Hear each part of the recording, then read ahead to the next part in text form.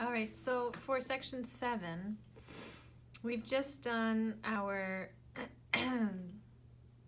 left hand. We did our, for section, the altered section 3, we were doing the left hand going E, E, E. Then we finished on the F sharp, so let's start there.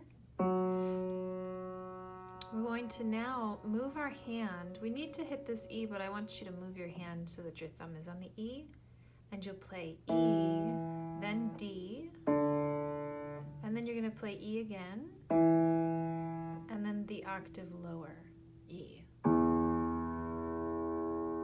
right, so those notes one more time are the fourth finger on F sharp, moving the hand, so now E is on the top part of the hand, walking it down, and then we're going to walk it back up, move it back up, and then an octave lower. Let's bring the hands together.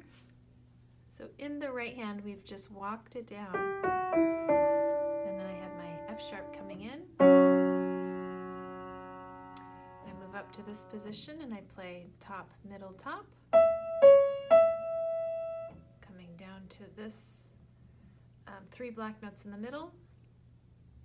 I'm going to come all the way down, and when I hit my last note, I'll bring in this E. Moving back up here to my G position.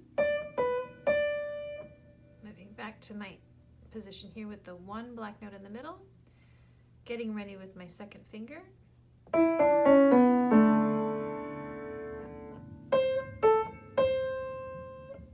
Coming down to my last position. That one comes by itself. G will come all by itself. Then I move my hand into my mitten position, and I'm going to play my first notes together, and then my right hand by itself, and together. All right, so we're going to play that section again so you can hear it, how it comes in all together.